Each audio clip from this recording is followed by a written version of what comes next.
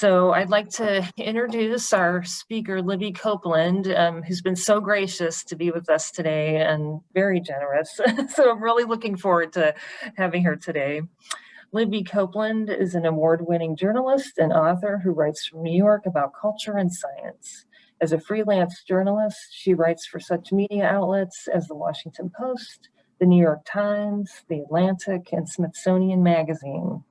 Her book, The Lost Family, How DNA Testing is Upending Who We Are, which we're talking about today, published by Abrams in 2020, explores the rapidly evolving phenomenon of home DNA testing, its implications for how we think about family and ourselves, and its ramifications for American culture broadly. The Wall Street Journal says it's a fascinating account of lives dramatically affected by genetic sleuthing. The New York Times writes, before you spit in that vial, read this book, which I think is great, a good suggestion. The Washington Post says The Lost Family reads like an Agatha Christie mystery and wrestles with some of the biggest questions in life. Who are we? What is family? Are we defined by nature, nurture, or both? It was recently named to The Guardian's list of the best books of 2020. So now I think without further ado, I'm going to go ahead and let Libby present to us. So thank you so much, Libby. Yeah, thank you so much.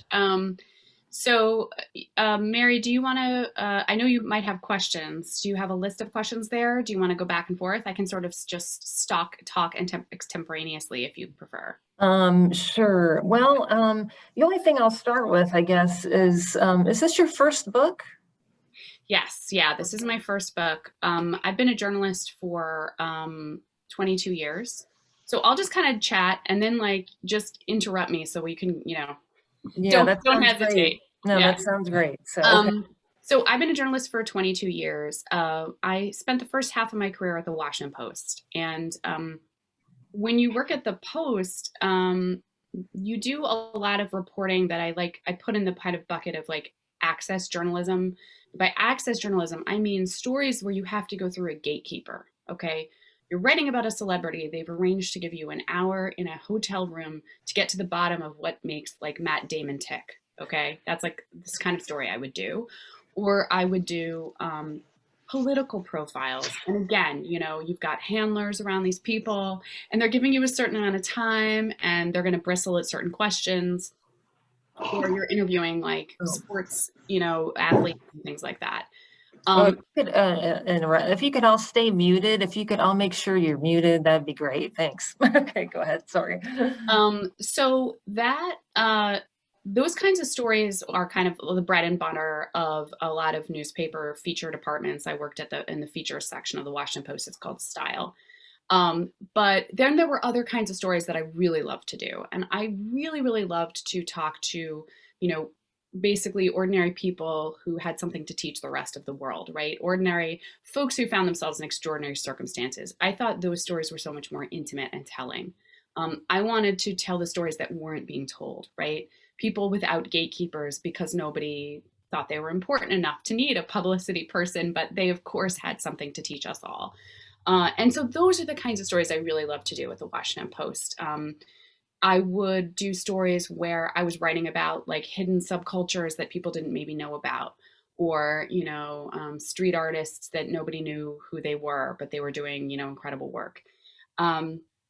And then I kind of carried that philosophy with me after I left the Post and I became a freelancer and I was writing for all sorts of different publications. And I was also increasingly interested in the sciences, the hard sciences and also the cognitive sciences, right? So questions around what makes us who we are. How do we define ourselves? How do we define our moral compass? What's our kind of personal identity? What's our motivations? How do we carry that stuff into the world? So my writing was, dipping into things like psychology and mindfulness and things like that. And it all kind of came together about 4 years ago because I was in conversation with my editor at the Washington Post, and we started talking about the unexpected consequences of DNA testing, right? This was a time when, at the time, this was in 2017, about 8 million DNA test kits had been sold. Now, that doesn't sound like a lot compared to the numbers today. Today, 37 million DNA test kits have been sold, and I can get back to that number because it's a really meaningful number. But 8 million meant that it was kind of approaching the mainstream. Advertising was flooding, every medium that advertising takes place on in terms of the popularity of testing, particularly Ancestry, DNA test ads, which you've all seen. I'm sure they're almost like ubiquitous, right? We've all kind of carried them with us over the last 5 years. There's that guy who he thought he was, German, and he turned out to be Scottish. And he says, I traded in my lederhosen for a kilt, right? That ad is like, defines the DNA testing era, I would say. And it's so compelling. And so, we were interested in this idea that as DNA testing was entering the realm of the casual consumer, which it didn't start out as, that there was an increasing number of people who were going into this without much in the way of expectations. They were attracted to the estimates. They wanted that pie chart. They didn't necessarily want to do a lot of genealogy. Maybe they weren't even going to write back to all the people that messaged them. And within that subset of people who were testing out of a sense of casual curiosity and because it had become so cheap, there was then going to be there was a subset of people who were going to find something strikingly unexpected, and that was what interested us. Certainly, it happens to longtime genealogists too. But I think longtime genealogists are aware of the surprises of history, right? They've been working with the records for so long that they know, they know all the marriages that took place, and then 7 months later a child was born, and they can kind of piece together that those were shotgun weddings, right? Not premature babies. And they kind of know the way that history can throw surprises to you. But the casual consumers don't. So there's a subset of people who are testing without, again, much in the way of expectations. And they're getting one of a number of key surprises. They're learning perhaps that they're not genetically related to their father, a phenomenon known as an NPE, which stands for non-paternity event or not parent expected, is probably certainly one of the most, if not the most common kind of DNA surprise. They're learning or something else surprising about their family, like they have a previously unknown genetic sibling or half sibling, or perhaps a first cousin that they didn't know about, and then there's stories to be revealed there. They're learning something very germane about their own genetic origins. They're learning that they were adopted and never told, or perhaps donor conceived and never told. Or they're learning something really interesting about their roots, their genetic ancestry. And perhaps that genetic ancestry was forgotten. Perhaps it was hidden. Perhaps it was hidden because their forebears decided to assimilate their way out of an ethnicity that wasn't as accepted, or because they faced rampant discrimination.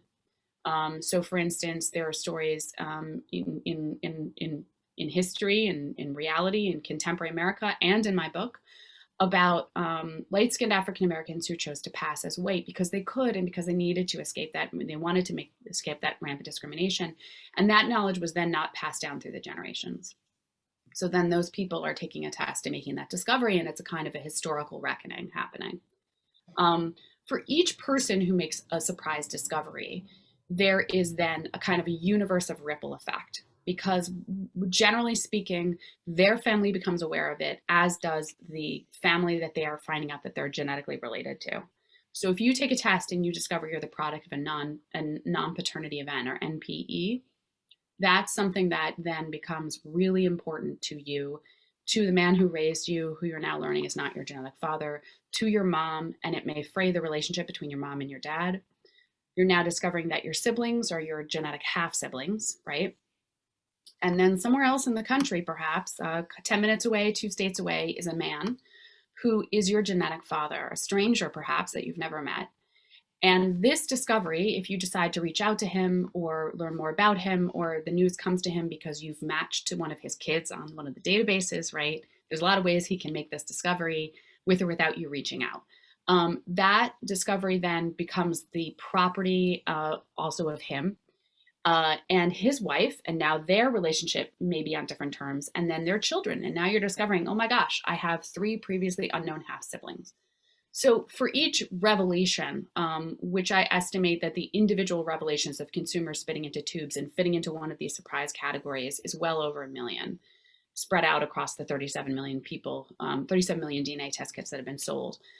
Each one has ripple effects that extend to easily 8 to 10 people. So you're talking about millions of consumers right now, millions of Americans, right, who maybe took a test, maybe didn't take a test, and are being materially, their lives are being materially changed by DNA testing. So part of what I wanted to explore for that piece in the Washington Post, to take you back to 2017, was that phenomenon told through a single story. So I wrote this article. It was like really long. They gave it a lot of space because it was pretty incredible. And then it went viral and it got reprinted in a bunch of different places. And I started getting this like flood of reader email. And it was people emailing me to say like, wow, I took, first of all, that story resonated with me, but now let me tell you my story, right? Like I took a DNA test 3 months ago, 3 years ago. It's changed my life. I'm still processing it. Here's what happened. Mm-hmm. And I started like emailing with these people and getting on the phone with them. And these stories were incredibly moving, sometimes moving me to tears. They were intimate. They were hitting us where we are at our most vulnerable, which is the construction of our own identities and our most intimate relationships with the people that we love. And they had vast implications for how we define things like family, ethnicity, and race. And it occurred to me that this world, and you and I were just talking about this before we started, right? It occurred to me that this world is a fascinating intersection of a whole lot of different things. It's hard science. It's also the cognitive sciences, right? It's kind of the emotional import of these discoveries, which can be a trauma, and also the construction of our identities. It's philosophy, it's bioethics, it's industry, it's our understanding of family. It's kind of our understanding of culture too, because I consider this kind of a seismic change to our culture. And I just thought this is not just hitting one demographic. This is a genuine American phenomenon. Mm-hmm. I think that this is worthy of a book. And that's how The Lost Family started. Wow. Yeah, no, that's amazing. And, so all stemming from this one article. So, so how, between how you started finding out information, between personal stories, between interviewing, you interviewed. What I also really enjoyed about your book is the spectrum of people that you interviewed. You interviewed the corporate people, you interviewed the scientists, you interviewed the personal, genealogists who were doing their own stories. As you gathered these stories, how did it come to you to put the book together the way you did? Yeah, that's a great question. And thank you for mentioning the genealogy angle. I mean, one of the things that I was interested in was both the history of genealogy, the history of genetic genealogy as its own field, and the question of why we are so into genealogy right now. And I think that's a really important thing to think about. And it's something that I tried to sort of tell in the book. And then I also, now I write an occasional column for Psychology Today, and I've been sort of following that theme in some of the writings, like why is genealogy so hot right now, right? Like, and I even think the pandemic in some ways has given it more juice. Yes.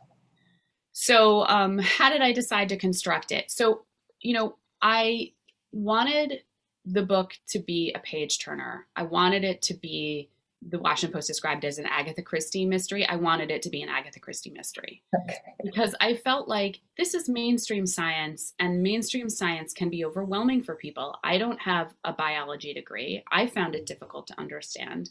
I wanted to, first of all, make that science as completely explicable as possible to somebody without a science degree. I spent a lot of time trying to explain it, first understand it and then explain it in layperson's terms. But I didn't want anyone to at any point be slowed down by the science or the industry reporting and say, and have their interest lag. So what I needed to do was find a compelling central story that was so just page turning and gripping that you could not put the book down. And I think I found it. Well, there's more than one, yeah. So yeah, but I wanted to, I mean, there's a lot of stories in there, but I wanted to structure it around a central story. So I found this incredible story. And you follow it through the book, and it is truly like an existential mystery, right? It's like a who done it. Yes. But the who done it is not like who killed Mr. Smith. It's like, who am I and how could I have gotten it so wrong? Mm-hmm. So it's a story of a woman named Alice, which is it's a true story, but you couldn't find a better name for her because she is literally like Alice through the looking glass. Um, she stumbles into this rabbit hole in 2012. She's a genealogist, longtime genealogist. She knows who she is. She knows she is Irish American on both sides. Her grandparents on one side were Irish immigrants, on the other side, Irish, Scottish, British, but going further back, with greater, deeper roots in the United States. And she's traced her lines and she's, done a lot of work, and she's just looking to break through some brick walls, right? Like any of us, we know the power of DNA. We know how it can help us with those brick walls. And Ancestry in 2012 had just unveiled their autosomal DNA test.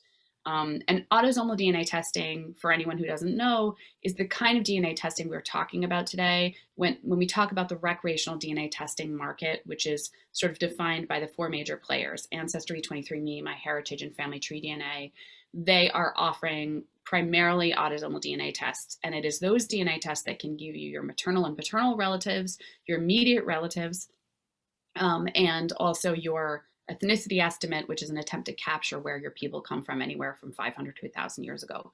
There are other kinds of DNA testing that go back to the beginnings of the industry that are still offered by Family Tree DNA, which is the oldest company in the space. But they can be somewhat helpful for certain kinds of investigation, but are generally less helpful if you're looking for a broad overview and you're trying to research all your lines.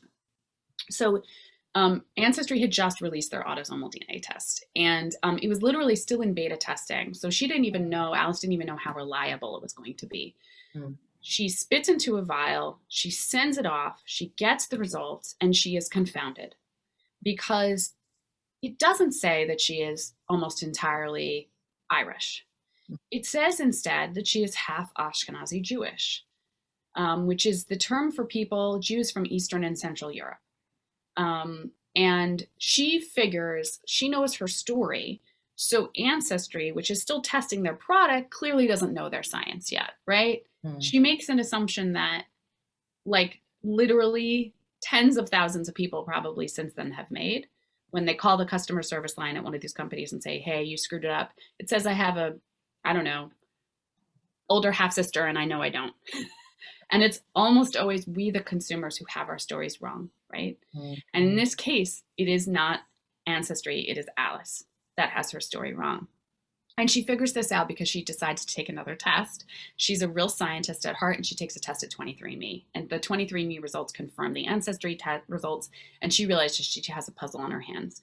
What's compelling about Alice's story is that she methodically goes through all the theories of possibility to explain her situation from most likely to least likely, and she's able to eliminate each one until she gets to one that sounds completely insane, and that's the one that turns out to be true. And that happens after 2.5 years of full-time genetic research.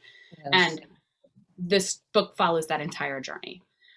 So she goes through the possibility, like anyone listening to this scenario, probably the first thing you're thinking is maybe she's not genetically related to dad, right? Well, that's not the case for her. She is. You might be thinking perhaps she's adopted or donor conceived. She investigates that. She's neither. One of the other theories she investigates is the possibility that she comes from a community that hid their genetic ancestry. So I was talking earlier about, light-skinned African Americans.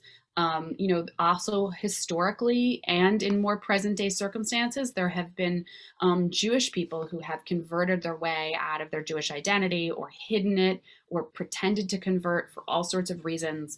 She wonders if perhaps there's a group of basically Jewish Irish people or, who kind of came over and sort of hid their Jewishness, and it was just revealed in the genes to her. And that turns out not to be true. And the true explanation for her circumstances winds up, I won't reveal what it is, but it goes back 100 years. And it gave me the opportunity to do this incredible historical research, which was such a thrill. And kind of bringing alive the circumstances of that century-old mystery was like one of the greatest pleasures of writing the book. So you asked me how I decided to kind of like construct the book. I wanted Alice to be the main thread. And then I wanted the other stories of people that I interviewed to kind of peel off from there. So what I did was when I had her talking about trying to figure out if she was the product of a non-paternity event, I then peeled off to talk about non-paternity events and to tell some of those stories. And I have a whole chapter called non-paternity events. I talk about how common they are.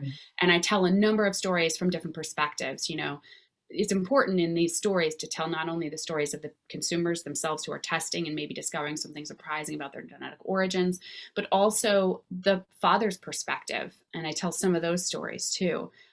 Fathers who discover that they have children they didn't know about, or are suddenly contacted by a child they did know about that they had not seen in 50 years, can react all sorts of different ways. And the 360 of those stories is really important because we have to understand where we are. We have to kind of bring compassion to those circumstances because they hit people in really different ways. In many ways, the results of a surprise DNA test can be kind of like a Rorschach test. And depending on where you stand in relationship to the thing that is being revealed or the human being that's coming into your life, it looks a different way, right? It feels like wonderful. It feels like a threat.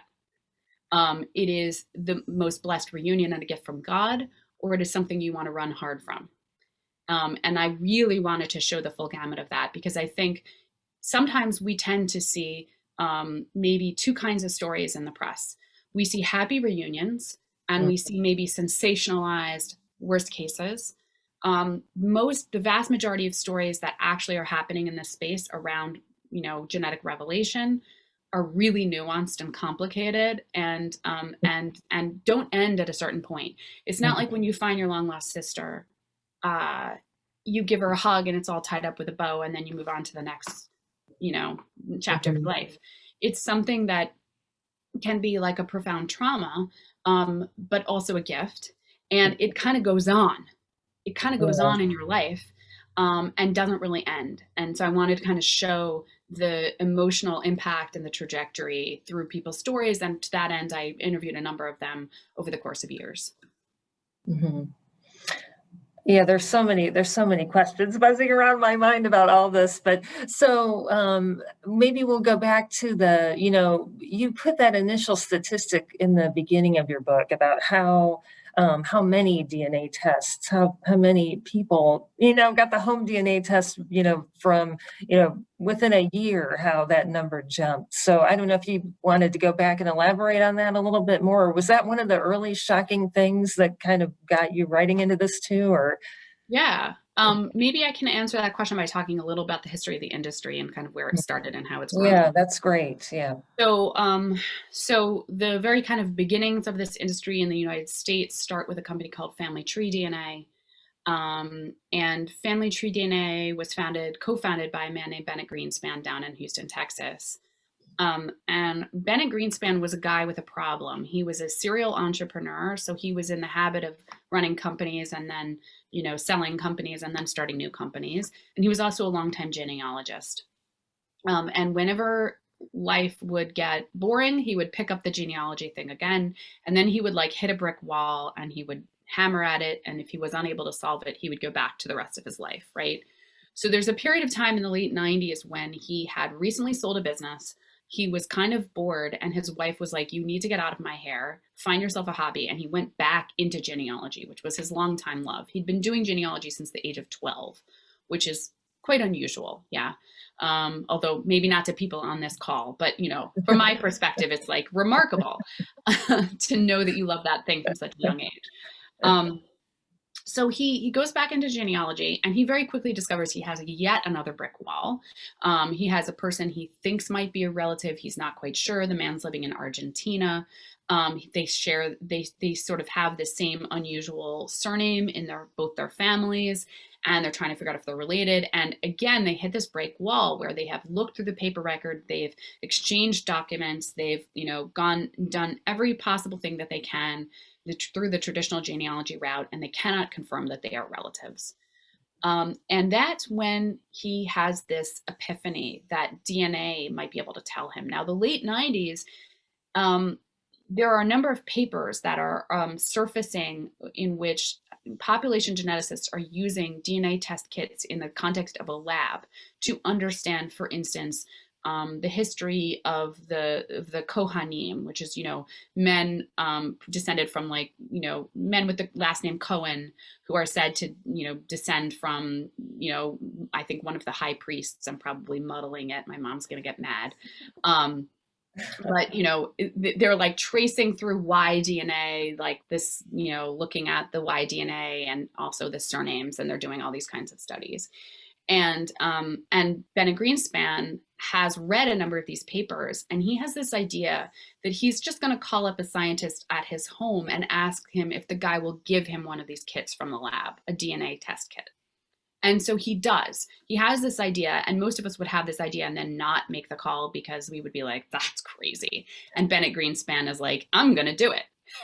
So he literally calls up this scientist on a Sunday at his home. And he gets the guy on the phone and he says, I want a DNA test kit. And the guy's like, you're crazy. Like, that's not a thing that I sell. Nobody sells this kind of thing, although a number of people have asked me over the years.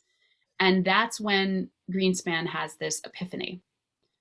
He realizes that there's potentially a business opportunity here. Both to, it's an opportunity for him to solve the question that he has lurking in the back of his mind about his own genealogy. He wants to know if that guy is a relative. But then maybe there are other people that also want to solve these questions. So what he does is he comes back to that scientist with a business plan, and he ropes the guy into the creation of this company, Family Tree DNA. And in the beginning, what they are offering is Y DNA testing. So looking at the Y chromosome that a man inherits from his father and his father's father and up the patrilineal line. And also they start offering mitochondrial DNA testing, which is the mitochondrial DNA that each one of us inherits from our mothers. So those kinds of testing are much more expensive at the time. And relative to what autosomal DNA can tell us, which is the kind of DNA that we're used to now, less informative, and also at that time, fairly crude. So, for a long time, Greenspan says, he sees this as a niche product. He's struggling to convince people at genealogy conferences to buy his product. He's being extremely charming and pulling out all his tricks, and he's a very garrulous man. And he sees that this is just something that is just for very, very serious genealogists like him, right? Who else is going to shell out hundreds of dollars just for this, test that's not that broadly informative? And it is that way. It is just very kind of narrow for maybe the first 10 years of its life. Wow. And then autosomal DNA testing comes on the scene. Once autosomal DNA testing comes on the scene and Ancestry comes on the scene in 2012, so you've got 23andMe emerging, Ancestry, MyHeritage, and other companies as well. Then you see Ancestry putting a ton of money into advertising. They put, in 2016, they put $100 million into advertising. And then in 2017, they did it again. Yeah. So that's an enormous amount of money, right? And these ads become ubiquitous, and the whole notion of DNA testing as entertainment becomes kind of a mainstream idea. It becomes this idea that, you buy a test kit because it's on sale, kind of on a lark, or, you get it as a gift for the person in your life who already has everything. So you start seeing people gifting DNA test kits over Christmas and Hanukkah and, Mother's Day and all this stuff. I got my first DNA test kit from my dad in late 2016, and it was like, hey, want this? And I was like, sure. I didn't know really much about it at that time. And then it was a few months later, I started working on this piece for the Washington Post. So, it becomes this kind of, it transforms from this niche product that Bennett Greenspan imagines into, into this much more kind of just American phenomenon, much more broad than any place else. There's much more appeal in the United States than there is to anywhere else in the country. So it goes from, when my book came out last year, I think we were at 30 million. Now we're at 37 million DNA test kits sold. Pew Research has a study that says 15% of adult Americans have taken a test. The key point, the key takeaway from all of this is that we have achieved a kind of a tipping point, which is that the vast majority of us are essentially opted into this technology whether or not we take a test. What do I mean by that? I mean that we are potentially identifiable, even if we've never taken a test, right? You can identify someone potentially from a third cousin or closer, and sometimes from a more distant cousin, but certainly from second cousins make it much easier.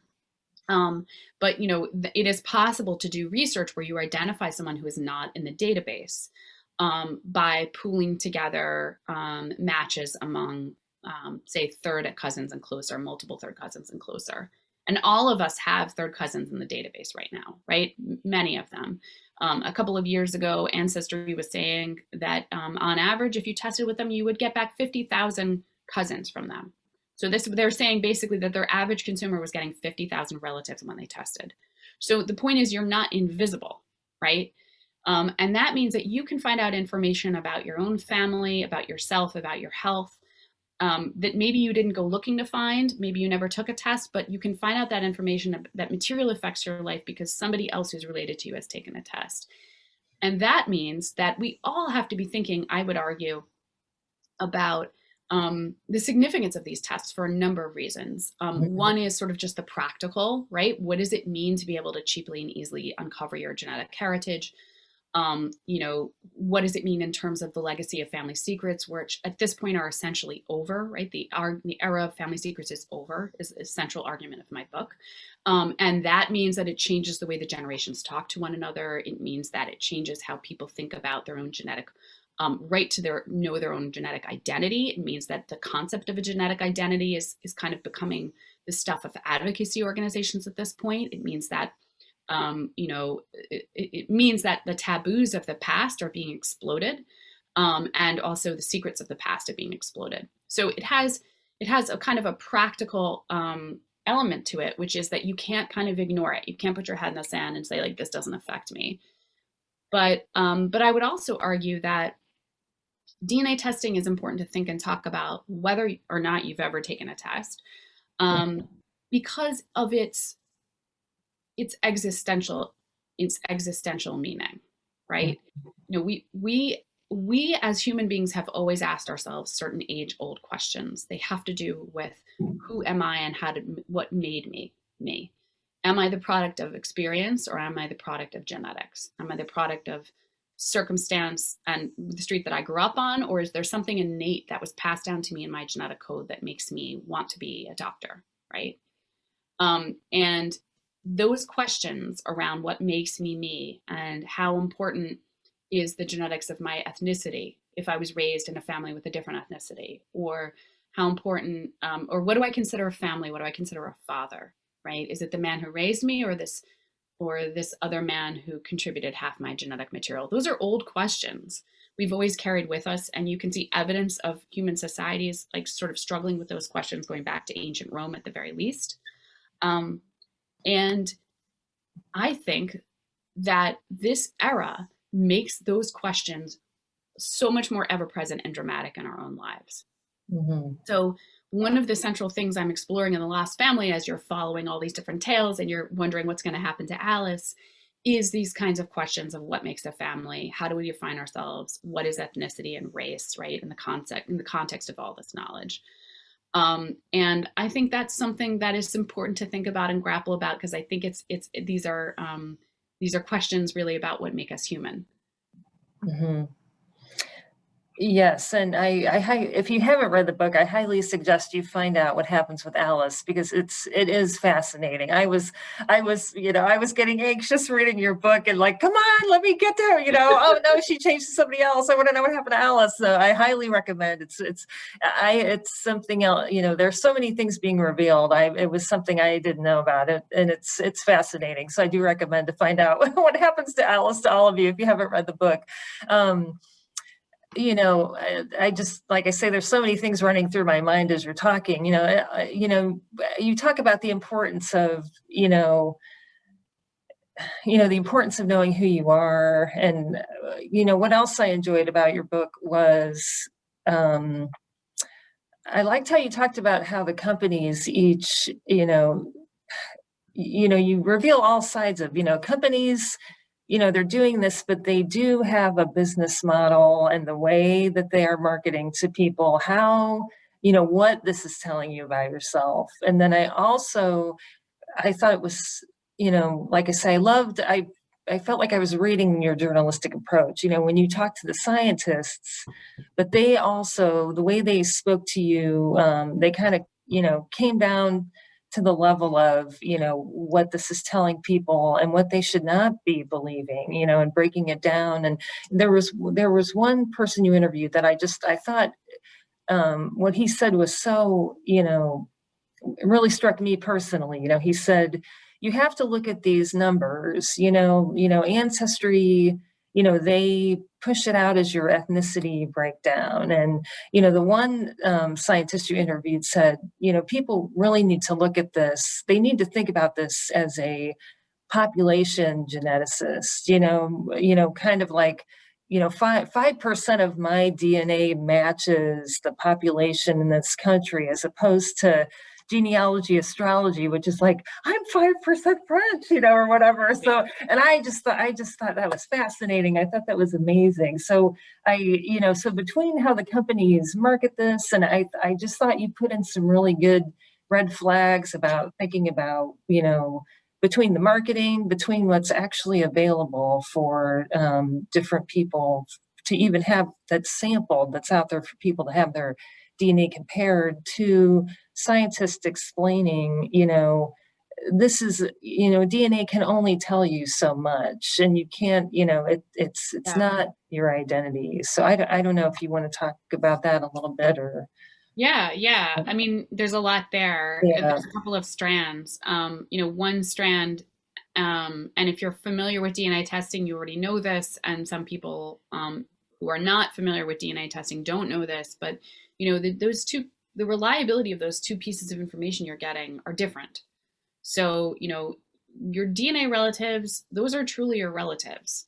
And the company knows that those people are your relatives if they show up as a DNA match, because you and they share overlapping genetic segments, and they can see that, and they can't always pick out the precise nature of the relationship, but they can generally predict the degree of relatedness.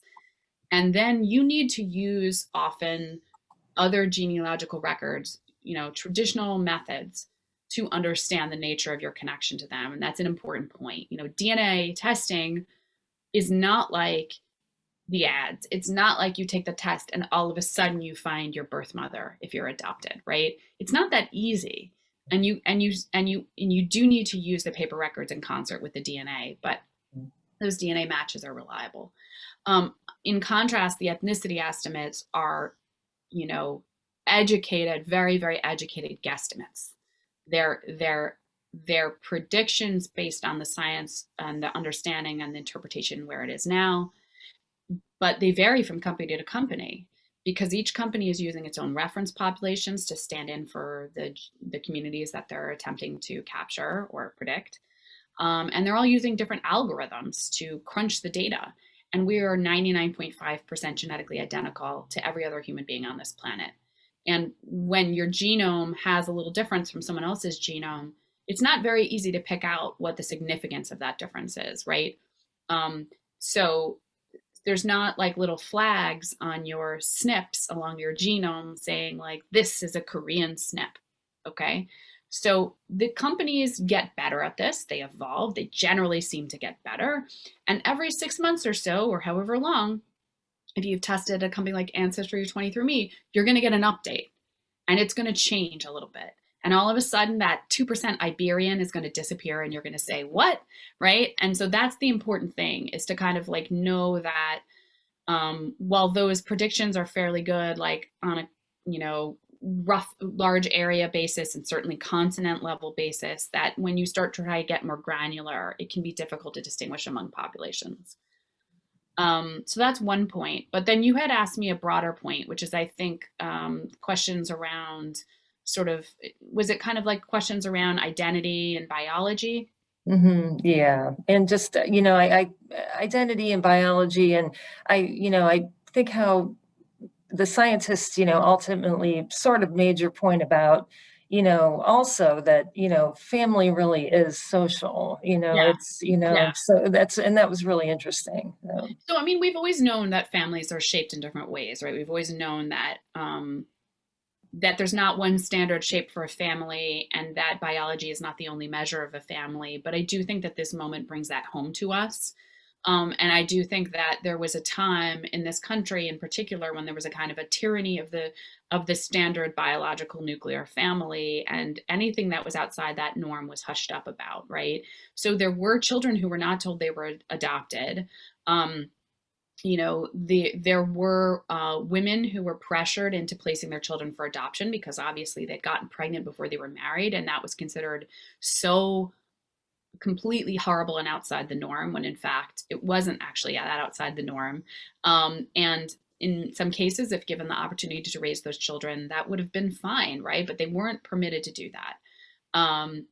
And same thing goes for donor conception. That was considered something that was shameful or hushed up about or not spoken about. It was considered better for the outcome of the children in some circumstances to never know that they were donor conceived. And so again, that's something that people weren't told about. There's a story in the book about a woman named Lori, which I think is really interesting. So Lori takes a DNA test. She discovers she's not genetically related to her dad. She's a genealogist. She's doing this research. What I found really interesting about her was how she distinguished the parts of the importance. She honored both fathers in her life, right? Her dad, the man who raised her, who she will always call dad. She told me, I could never imagine calling anyone else dad. This is the guy who did the job. When she figured out that he wasn't genetically related to her, she did not tell him. She never told him. And it wasn't till he passed away that she really was able to, basically pour herself into the search and eventually discover the identity of the man who was her genetic father. This man, when she contacted him, kind of freaked out. And from Lori's understanding, he was a religious man who had a particular kind of narrative of himself, and this was deeply threatening to that narrative. That was her interpretation of it. She said he seemed like a guy who would feel quite guilty to discover that he had a daughter he didn't know about, and it was just incredibly threatening. And he discontinued contact with her and deleted his kit. So what does Lori do? She still considers dad, right? But there's this stranger who, again, contributed half her genetic material, and she wants to know about him. She wants to know where her face came from and where the faces of her children came from on her paternal side. And she starts to research her roots, and she ultimately connects with cousins along her biological father's side. She learns about where her family comes from, and in time makes the decision to legally change her name to her biological father's last name. Now, why does she do that? Not because she's hoping for a relationship with him. She knows that door is closed. She says, I want reality. And genetically speaking, that is my legacy. Like, that should have been my surname, is how she sees it, right? So I'm claiming that last name as mine. I'm not doing it to make him mad. I don't think he's ever going to know about it. But just because reality, I want to be grounded in reality. So I find that a really interesting perspective, because what Lori is basically doing is saying, okay, I may not have, I know this was dad and this is my biological father.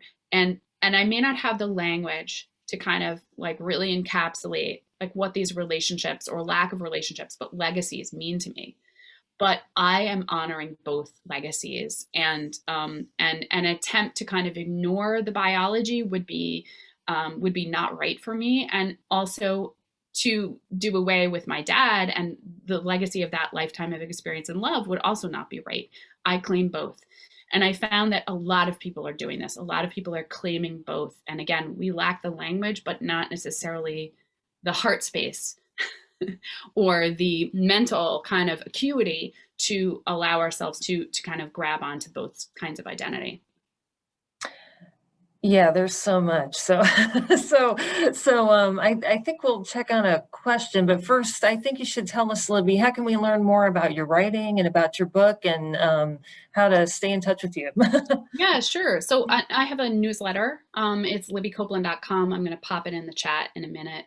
And I send out very occasionally, like every month or two, I send out, like if I have a new column, or if I write an op-ed. I had an op-ed in the San Francisco Examiner recently and one in the New York Times last month. So I'll send those out. I'll send out like special offers and news about DNA and genealogy and family secrets and things like that. So I'll pop that in the chat. If you're interested in the book, obviously it's available at your local library. And if you want a copy, you can get it everywhere and you can get the audio version. But there is also something that I want to offer people who come to book talks, which is that I can sign copies for you and make them out to you if you want. There's a bookstore near my house in New York that I work with them, and I sign and personalize copies, and they'll ship it anywhere in the country. And so that can be a nice thing to keep or to give as a gift. So I'm going to pop both of those here into the chat. Hang on a second here. And if you're interested, you can certainly follow up. Okay, so I think one of the first questions, which I thought was good, which was something I was kind of ask you too. I would say, and along with the question of do you have predictions for the future, I was going to say also, along with any predictions you might have for the future of all this, what I was going to say, what is there something that you find is one of the most important things we should be paying attention to now at this point with all this? And I know that's a big question, but Yeah, no, that's interesting. I mean, if you follow the industry, you probably know that there's been like a slowdown in the last 18 months or so, or 2 years in terms of sales, which makes sense because they were selling at such an incredible slope. Sometimes I give talks where I give I'll do like a PowerPoint presentation, and there's this one image I like to use, which is like the slope of the spit kit sales, and it's like, whoa, it's like you wouldn't even want to try to climb it, right? There's no way they could have kept that up. And it's still growing, but it's growing much more slowly. And part of the reason for that may be privacy concerns connected to, reporters writing about, changes in family as a result, to things like the capture of the Golden State Killer, which I have a whole chapter on. I get into a lot of this privacy stuff and what do you need to know in terms of, before you test, in terms of like what could happen to your data and things like that. I talk about that a lot in the book. So part of that may be privacy concerns, but probably also as much or more of a factor is the fact that just so many of the early adopters of this technology have already tested, right? And they've tested maybe in more than one place. Like I'm in 3 databases. And at a certain point, like that universe of people is gonna get swallowed up, right? So the question is, what's next? 23andMe, which is going public, as this person who wrote in points out, they are going to go public, and they've been valued about 3.5 billion. They're really doubling down on health testing. They see health testing as the future of this market, this recreational DNA testing market. They see it as having much more opportunity and being much more lucrative. And they're probably right about that. The opportunity to take all this data from people who have said, yes, please study my genomes for research. That's fine. Just keep my privacy, intact, which is the vast majority of their 23andMe customers. That data put together with things that their consumers tell them allows them to really advance things like pharmaceutical development for certain health, problems. And that potentially will make them a great deal of money and will potentially change the way healthcare is done in this country, and lead to also potentially a coming together between the recreational DNA testing industry and the medical industry. So you're seeing recreational DNA testing becoming, for a company like 23andMe, not just recreational, but also, part of the medical establishment, part of our healthcare, part of our health approach, potentially. And on the other hand, Ancestry seems to be doubling down on family history research. Of course, they have a different business model. So that's, they have subscriptions to their genealogical records. And one of the things I got to do for the book was actually tour their headquarters in Utah, which was like really amazing. I don't know that there's ever been a journalist who's gotten in there. It was hard to get in there. And I got to see one of the rooms where they archive materials from all over the world. And that was incredibly cool. Anyway, so I think that one of the questions for this industry is sort of like, where is it going? Is it following this health track, or is it following this ancestry track? By the way, I got some questions directly to me, and I just wanted to read those so that I won't read who wrote them in case that person wants to stay private. But somebody said, I've had my DNA tested on Ancestry. I have matches listed there. How do I know if they're legitimate? How do I know if my grandfather and great-grandfather are mine? Are others' family trees accurate as listed on Ancestry? Oh, how do I know if their grandfather and great-grandfather are mine? Got it. So matches are reliable, generally speaking, with like a few exceptions, which are probably not relevant to go into too much here. But if you happen to come from a community that's deeply endogamous, which means that there was a lot of intermarriage, like Ashkenazi Jews, you may get matches that look closer than they are because you're related to them several times over further back in time. But those are very specific communities, and that's not the vast majority of people. The vast majority of people, the relative predictions you're getting are indeed the degree to which you are related to that person. But that is separate from knowing that you can trust someone else's tree, right? Yeah. Like, you don't know if you can trust someone else's tree. And the thing that longtime genealogists will say is basically don't trust someone else's tree. In a way, it's a little like the philosophy of being a journalist, trust but verify. If your mother says she loves you, check it out. That's what we used to say. Right? It's kind of a joke, but it's, okay, that sounds fine. That's a good lead. Now I'm going to check it. So if you see someone else's matching to you, you can rely on the fact that they're related to you, but to understand how they're related to you, or to understand whether you share their forebear, you're going to have to go into the genealogical record and confirm it. I hope that helps. Yeah. Okay. So you talked about the close match. Somebody mentioned you're you going to do a podcast, Libby? I'm not doing a podcast, but there's some great podcasts I can recommend. Dani Shapiro, who wrote about her discovery that she was donor conceived in her book Inheritance, has a great podcast called Family Secrets. It's not just about DNA surprises, it's about surprises in general, but it's also about the legacy of secrets in our families and discovery, and that's pretty fascinating. And then there are some really interesting, kind of DNA-oriented podcasts. There's one called DNA Today. There's a woman named Brianne Kirkpatrick, who's a genetic counselor who specializes in DNA surprises. That's all she does, right? But she's very knowledgeable because she's a genetic counselor, and she helps families, and she mediates family relationships, and she runs private groups for people.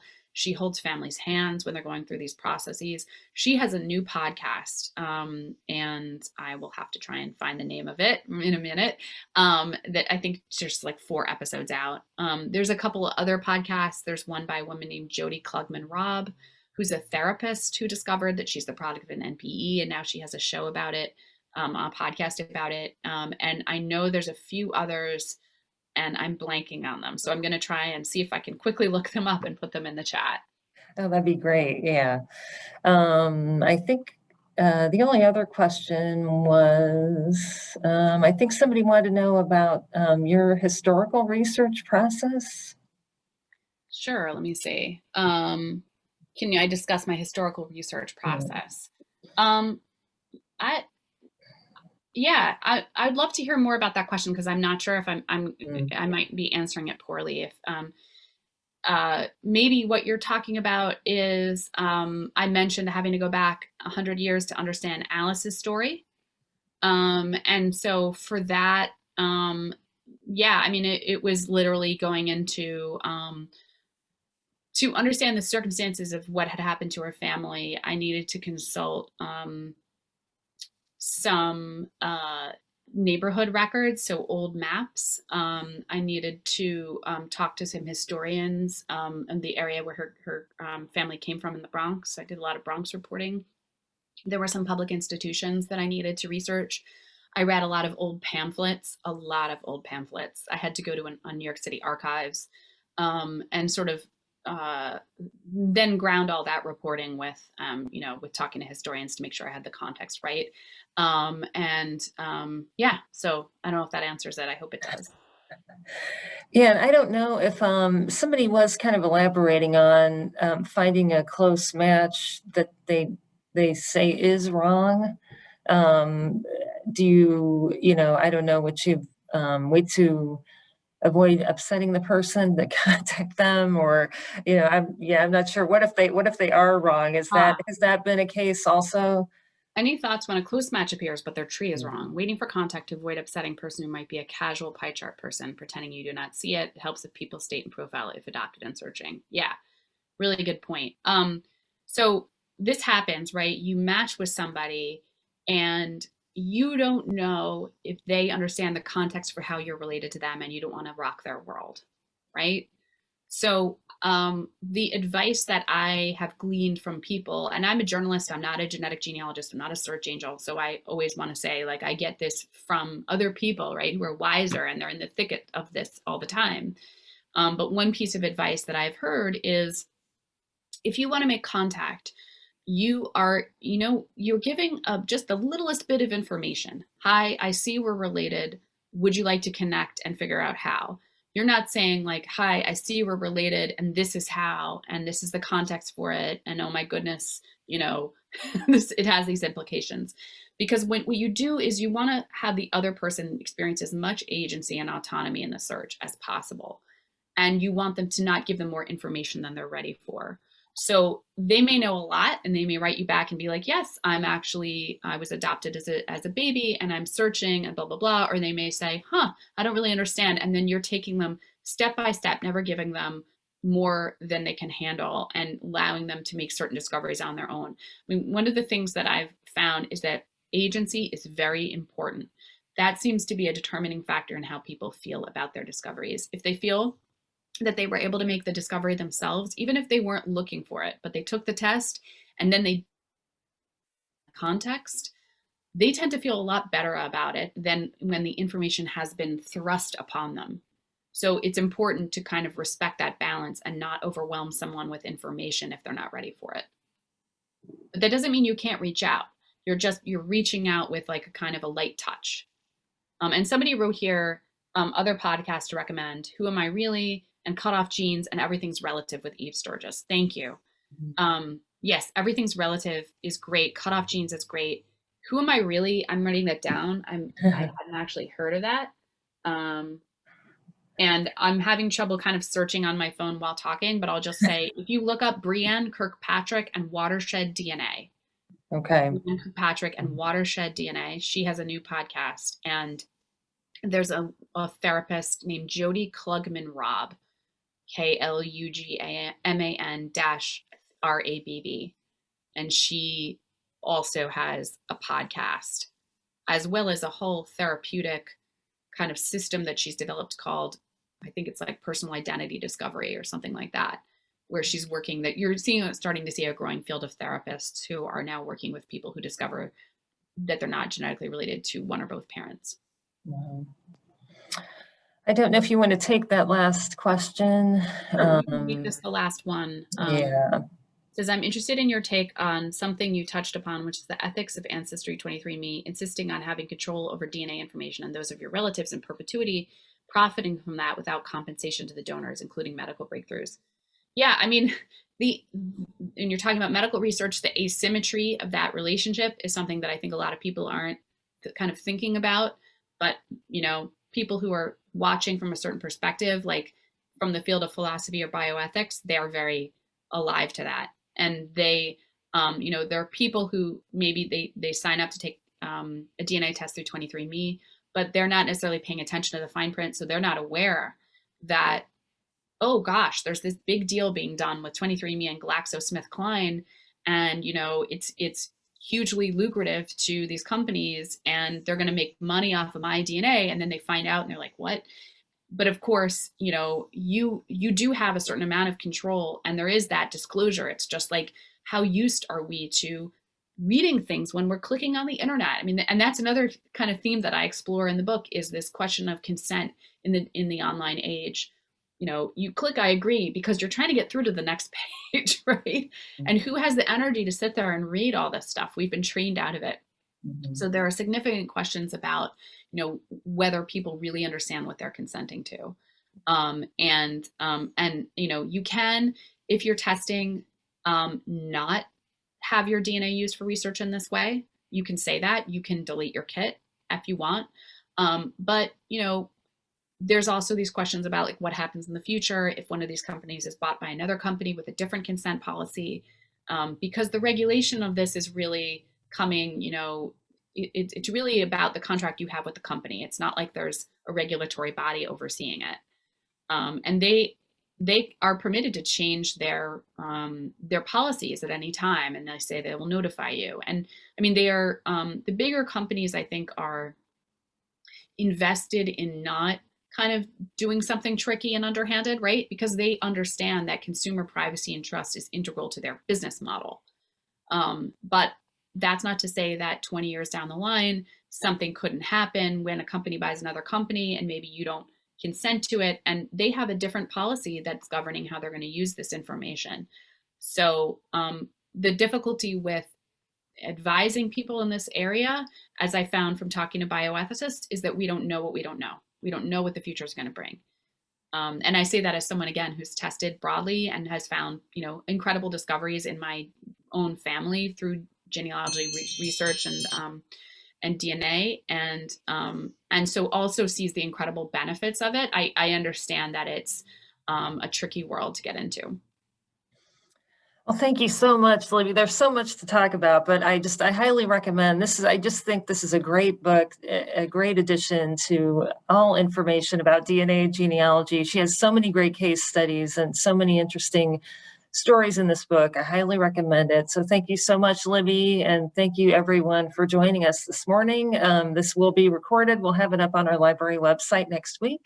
And everybody have a fantastic day. And quick pitch, May 22nd, Deborah Abbott with Advanced Research Techniques. That's coming in a couple Saturdays. We're going to have that event too. So, okay, well, have a great weekend, everybody. And thank you so much. Thank you so much, Libby. Have a great day. All right. Thanks a lot. Thanks so much. Bye, everyone.